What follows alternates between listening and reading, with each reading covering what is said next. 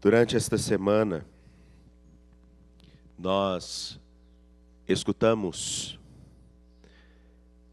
domingo, nós escutamos Jesus indicando qual o maior e importante mandamento, o fundamento de todos os outros. E a igreja pede que nós, pela graça de Deus, tenhamos uma fé, uma esperança e uma caridade mais robustecida, mais fortalecidas. E como ter uma fé, uma esperança e uma caridade fortalecida para que de fato nós possamos compreender o que Jesus disse no domingo, que o maior mandamento é amar a Deus sobre todas as coisas, com todo entendimento, com todo o coração, com toda a alma. E de modo semelhante, o segundo mandamento é tão importante, e amar ao próximo como a ti mesmo. Como faremos isso? E qual a imagem que poderemos ter para compreender que a nossa fé em Cristo, a nossa esperança por causa de Cristo e o nosso amor no Cristo devem transformar a nossa história? A imagem mais simples que é apresentada na carta aos Efésios, relacionando o amor do esposo e da esposa, é sublime e é singular. Pena que pela nossa falta de fé, pela nossa pouca esperança e pela nossa incompreensão do que realmente significa amar, sejamos capazes de fazer leituras extremamente duvidosas da carta aos Efésios, tentando justificar esquemas e compreensões do mundo, sejam elas a partir de um extremo machismo ou de um extremo feminismo. Um que tenta fortalecer simplesmente a figura do homem, e outro que tenta desmerecer a própria Escritura, porque a compreensão de que a mulher ser submissa seria, na verdade, um subjugar-se à figura do homem. E esquece-se da profundidade do que Paulo está dizendo aos Efésios e que significa para cada um de nós. Nenhum de nós fala da vida e fala da história senão a partir da forma com que conseguimos compreender o mundo na atualidade. Nenhum de nós consegue falar de coisas que não tenhamos experimentado. Daí então, Paulo, na carta aos Efésios, fala do contexto no qual ele vive. Concordemos ou não, seria um anacronismo, seria um erro julgar o passado com a compreensão que nós temos hoje. Mas também seria uma grande bobagem nós olharmos para a forma com que as pessoas viam o mundo naquele tempo e simplesmente colocarmos aquela roupa e tentarmos viver. Até porque eu acho que a Gorete, uma senhora tão bonita, não ficaria bem com as roupas do século XV. Até mesmo o clima não colaboraria. E o porquê eu estou falando isso? São Paulo aos Efésios compara a relação do homem e da mulher, iluminando a compreensão que a igreja, cada um de nós, discípulos de Jesus Cristo, devemos ter sobre o valor que Ele nos dá. Ao dizer que as mulheres sejam submissas aos seus maridos, São Paulo está dizendo não que as mulheres devam se subjugar, mas que elas devem, dentro do contexto onde elas viviam, contar com aquele que, e aí a parte importante, que deve cuidar dela como se cuida do próprio corpo. A cabeça que se move para onde o corpo deve ir, e o corpo a segue. Mas isso também não quer dizer simplesmente que o homem deva ter esse lugar de destaque. Quer dizer o seguinte: a cabeça deve saber aonde e como cuidar de seu corpo. Do mesmo modo, o homem deve saber como cuidar da sua esposa, porque é como se ele cuidasse de si próprio. Não vejo aí nenhum machismo. E também não vejo aí um subjugar das mulheres. Mas é evidente a necessidade de que ele que deve cuidar da mulher como seu próprio corpo, e eu duvido que alguém em sã consciência se sinta na capacidade de flagelar-se, espancar-se, machucar-se, humilhar-se, como alguns tentam achar dentro da Sagrada Escritura o mérito para desmerecer alguma mulher. Não é isso que Paulo está dizendo. Paulo está dizendo justamente: maridos, amai as vossas mulheres como Cristo amou a igreja. E aí está a beleza dessa relação. Na compreensão que eles tinham dessa relação e a compreensão de que o homem e a mulher devem cuidar um do outro e serem o sinal concreto, sacramental do amor de Cristo para com a igreja e da igreja para com Cristo. Ele que dela cuida e ela que se deixa cuidar, e tudo faz para onde, por onde ele indicar o caminho. A imagem é tão simples. Quando devemos virar para a direita, qual a primeira parte do nosso corpo que se vira? A cabeça.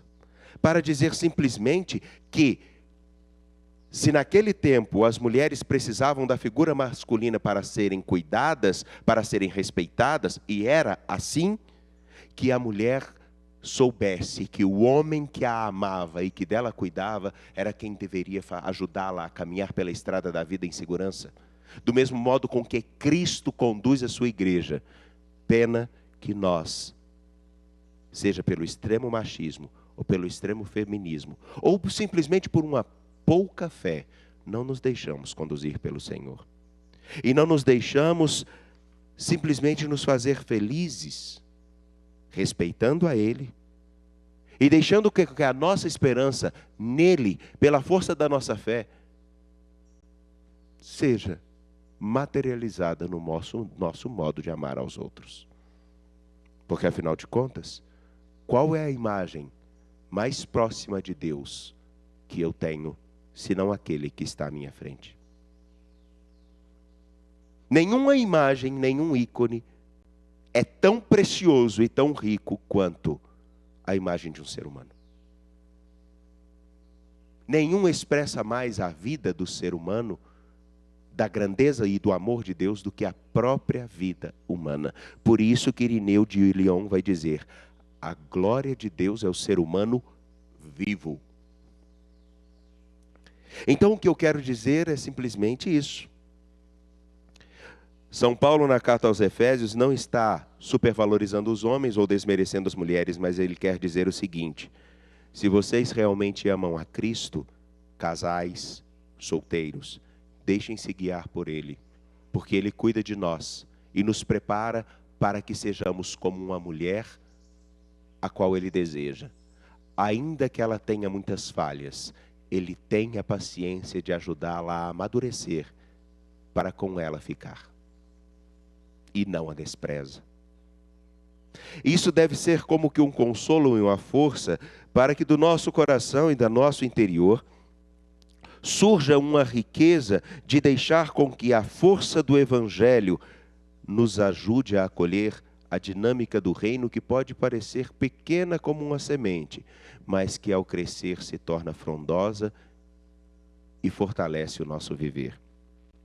Como a própria porção de fermento, que ao cair não só dentro de nós, mas no coração de cada ser humano, pode ajudar com que a humanidade cresça não só em número, mas na leveza e no espaço que o próprio Senhor ocupará na nossa história. Porque é isso que o fermento faz. Ele proporciona para que a massa seja inflada de ar e ela cresça. Um pouco de fermento modifica toda a massa.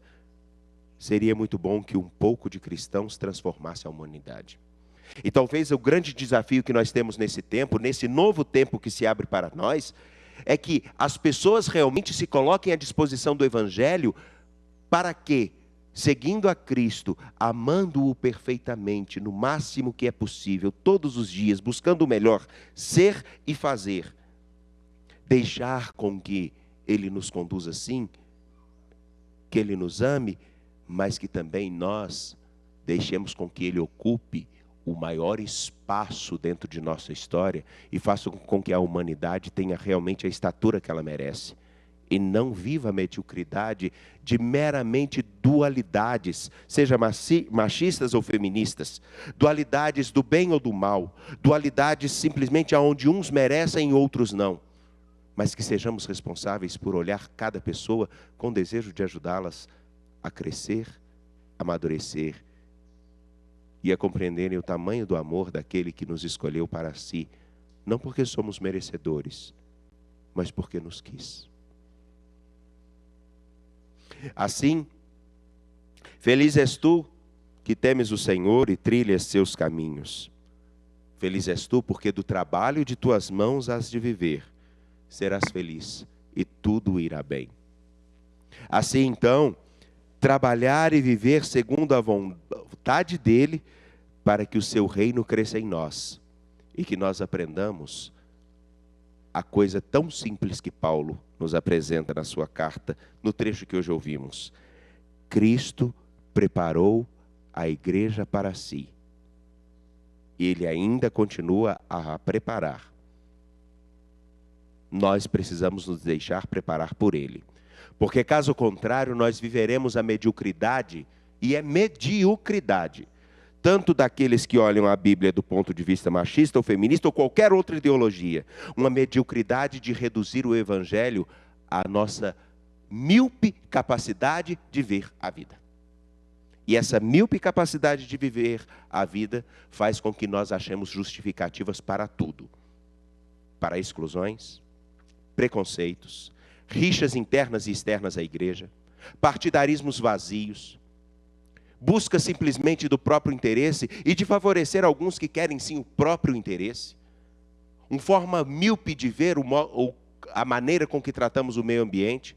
As justificativas para uma economia que exclui cada pessoa, que simplesmente não pode ser aquilo que nós achamos que é necessário. A mesma economia e a mesma regra política que faz com que olhemos para países que necessitam de auxílio e achemos que eles realmente têm aquilo que merecem. E nós, que estamos numa condição melhor, precisamos cada vez mais, como sanguinários, sugar o sangue daqueles poucos que ainda lutam por sobreviver e crescer.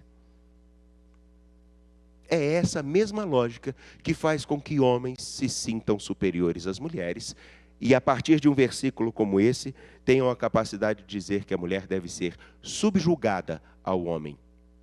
E algumas acham que os homens devem ser subjugados a elas.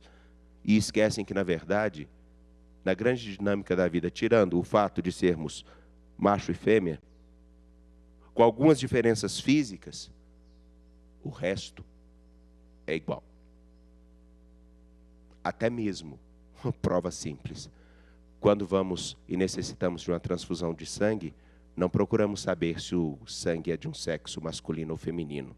Simplesmente se ele é A, B, AB, O, negativo ou positivo. Eu acho que se a nossa fé não motivar a nossa esperança para vivermos realmente o amor, nós estaremos muito longe de nos deixarmos fecundar e transformar pelo Evangelho.